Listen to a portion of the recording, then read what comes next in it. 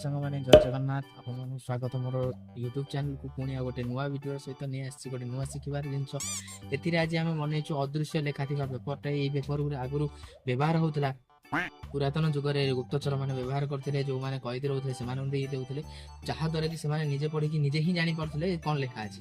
ସେଥିଲାଗି ଆପଣଙ୍କୁ ଆଜି ସେଇ ଭିଡ଼ିଓଟାରେ ପୁରା ଭଲ ଭାବରେ ଜଣେଇବି ସେଇଟା କେମିତି ବନା ହେଇଛି। ଆପଣମାନେ ଆଗକୁ ଆସୁଛି ନ୍ୟୁ ଇୟର୍ରେ ବି ସାଙ୍ଗମାନଙ୍କୁ ଗୋଟେ କାଗଜ ଦେଇକି ସେଥିରେ ତାଙ୍କୁ ବୋକା ବନେଇକି ତାଙ୍କୁ ଦେଖେଇ ପାରିବେ, ଆଉ ତାଙ୍କୁ ଫୋନ୍ ମାଧ୍ୟମରେ କହିପାରିବେ କେମିତି ବନେଇବେ, କେମିତି ପଢ଼ିବେ ସେ କ'ଣ ଲେଖା ହେଇଛି। ନ୍ୟୁ ଇୟର୍ ୱିଶ୍ ବି କରିପାରିବେ। ଠିକ୍ ଅଛି।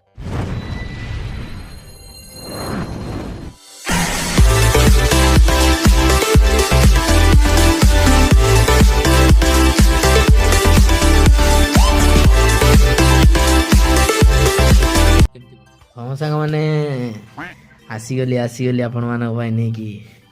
ଏବେ ଆମେ ନେଇ ଆସିଛୁ ଗୋଟେ ଲେମ୍ବୁଟେ, ତା ସହିତ ଗୋଟେ ଛୁରୀ ଆଉ ଗୋଟେ ଡିଆସିଲିରେ କିଛି କାମ ନାହିଁ, ଗୋଟେ ସେମିତି ଆଣିଛୁ। ଆଉ बेकार है भैया, मैं तो टूट गया।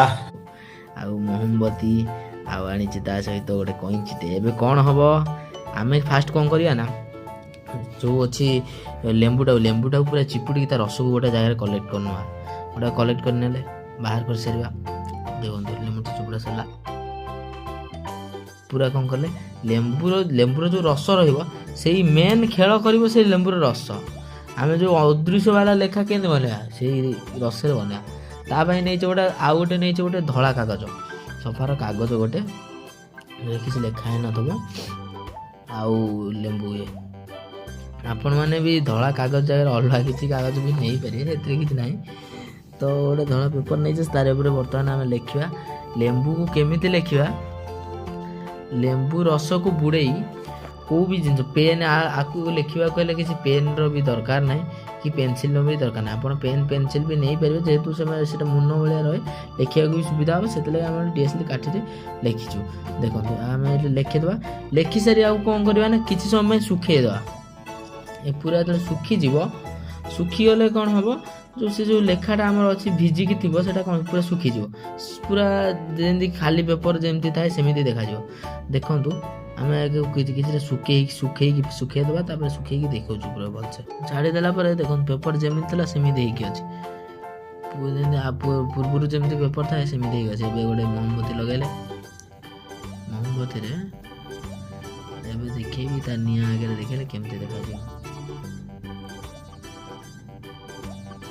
ଆପଣମାନେ ଏମିତି ବି ହାପି ନ୍ୟୁ ଇୟର୍ ଲେଖିକି ସାଙ୍ଗମାନଙ୍କୁ ବି ୱିଶ୍ କରିପାରିବେ। ଆମେ ଏଠି ଟିକେ ଦେଖନ୍ତୁ ଲେଖିଛୁ, ପଛପଟେ ଖାଲି ଏମିତି ଚଲେଇଲେ ଆପଣ ଗୋଟେ ଜାଗାରେ ମହମବତୀ ଲଗେଇକି ଯଦି ସେ ପେପରଟାକୁ ସେଇ ହିସାବରେ ଚଲେଇକି ନେବେ, ସେଇ ହିସାବରେ ଟିକେ ଅଧିକ। ମହମବତୀ ଲଗେଇଛୁ ଯଦି କିଛି ବଡ଼ ଜାଗାରେ ନିଆଁରେ ବି ଆପଣ ଦେଖାନ୍ତି ଆସିପାରିବ। ଟିକେ ଖାଲି ନିଆଁରେ ଘାସ ପଡ଼ିବା ଦରକାର, ଆଉ ତାମାନେ ନୁହେଁ ଯେ ପୁରା ଲଗେଇଦେଲେ ବି ଜଳିଯିବ। ଆମେ ଏଠି ଲେଖିଛୁ ଓଡ଼ିଆ ଏକ୍ସପେରିମେଣ୍ଟ ଚ୍ୟାନେଲ୍। ଆମର ଯେଉଁ ଓଡ଼ିଆ ଏକ୍ସପେରିମେଣ୍ଟ କରୁଛୁ, ସେଥିଲାଗି ଓଡ଼ିଆ ଏକ୍ସପେରିମେଣ୍ଟ ଲାଇକ୍ ଆଉ ସବସ୍କ୍ରାଇବ୍ କରିବାକୁ ଆପଣମାନେ ଜମାରୁ ଭୁଲିବେ ନାହିଁ। ଲାଇକ୍, କମେଣ୍ଟ, ସବସ୍କ୍ରାଇବ୍ ବି ଆମେ ଲେଖିଥିଲୁ, ଆପଣମାନଙ୍କୁ ଦେଖାଉଛୁ। ସାଙ୍ଗମାନେ ଯଦି ଏ ଭିଡ଼ିଓଟି ଆମର ଭଲ ଲାଗିଥାଏ, ଆପଣ ମାନେ ଲାଇକ୍ କରିବେ, ସବସ୍କ୍ରାଇବ୍ କରିବେ, ଆଉ ବେଲ୍ ଆଇକନ୍କୁ ଜରୁର ଦବାନ୍ତୁ। ଏଥିଲାଗି ଦବାଇ ଦିଅନ୍ତୁ, ଆପଣମାନଙ୍କୁ ଯେତେ ନୂଆ ଭିଡ଼ିଓ ଆଣିବୁ ଦେଖାଯିବ। ଦେଖନ୍ତୁ ସବସ୍କ୍ରାଇବ୍ ଲେଖା ହେଇଛି, କେତେ ବଢ଼ିଆ ସେ ଦେଖାଯାଉଛି। ଧନ୍ୟବାଦ ସାଙ୍ଗ।